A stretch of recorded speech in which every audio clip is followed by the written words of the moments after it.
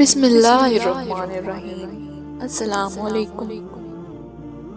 ایک مرتبہ محمد مصطفیٰ صلی اللہ علیہ وآلہ وسلم خانہ کعبہ کا طواف کر رہے تھے، جہاں اور بھی بہت سارے لوگ اللہ کے گھر کی زیارت کر رہے تھے اور اپنی دعائیں مانگ رہے تھے۔ نبی کریم صلی اللہ علیہ وآلہ وسلم طواف کعبہ میں مصروف تھے کہ ان کی نظر ایک شخص پر پڑی جو غلاف کعبہ کو پکڑ کر دعا کر رہا تھا اور بلند آواز میں اللہ کو پکار رہا تھا۔ وہ کہہ رہا تھا کہ اے رب العزت، تجھے اس گھر کا واسطہ تو مجھے بخش دے۔ محمد صلی اللہ علیہ وآلہ وسلم نے اس آدمی کو مخاطب کر کے پوچھا کہ تیرا کیا گناہ ہے؟ ایسی کون سی خطا ہے جو تو اتنا رو رہا ہے اور معافیاں مانگ رہا ہے؟ اس شخص نے کہا کہ میرا گناہ اتنا بڑا ہے کہ میں اسے بیان نہیں کر سکتا۔ رسول اللہ صلی اللہ علیہ وآلہ وسلم نے پوچھا تمہارا گناہ بڑا ہے یا زمین؟ وہ بولا میرا گناہ۔ پھر پوچھا تیرا گناہ بڑا ہے یا پہاڑ؟ وہ شخص پھر بولا کہ میرا گناہ۔ پھر پوچھا تیرا گناہ بڑا ہے یا آسمان؟ وہ شخص پھر بولا میرا گناہ بڑا ہے۔ حضور کریم صلی اللہ علیہ وآلہ وسلم نے پوچھا تیرا گناہ بڑا ہے یا خدا؟ وہ بولا بے شک خدا اعلیٰ اور عظیم ہے۔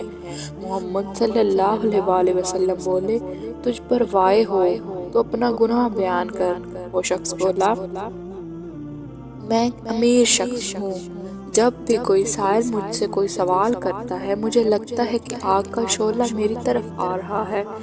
اتنا سننا تھا کہ نبی کریم صلی اللہ علیہ وآلہ وسلم نے فرمایا مجھ سے دور ہو جا اور مجھے اپنی آگ میں نہ جلا۔ اللہ کی قسم جس نے مجھے ہدایت اور کرامت کے ساتھ مبعوث فرمایا، اگر تو رکن و مقام کے درمیان کھڑا ہو اور 2000 سال نماز پڑھے اور اس قدر گریہ ازاری کرے کہ تیرے آنسوؤں سے نہریں جاری ہو جائیں اور ان آنسوؤں سے درخت سیراب ہوں، پھر ان درختوں پر پھل آ جائیں اور پھر اس وقت تو بخیل اور کنجوسی کی حالت میں مر جائے تو خدا کی قسم خدا تجھ کو جہنم کی آگ میں ڈال دے گا۔ تجھ پر واقع ہو کیا تو نے قرآن نہیں پڑھا کہ خدا فرماتا ہے کہ جو بخل کرتے ہیں وہ اپنے ہی حق میں بخل کرتے ہیں، جو شخص اپنے نفس کو بخل سے دور رکھے گا وہی کامیاب و کامران ہے۔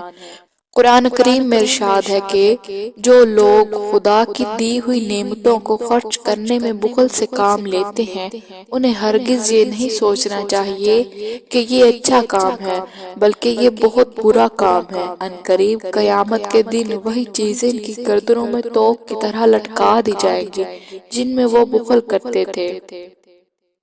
بخیل اور کنجوس آدمی کے لیے دنیا میں بھی ذلت اور رسوائی ہے اور آخرت کے لیے بھی عذاب ہوگا۔ اللہ کی دی ہوئی نعمتوں پر شکر ادا کر کے اس کی راہ میں خرچ کرنا ہی اجر و ثواب کا باعث بنے گا۔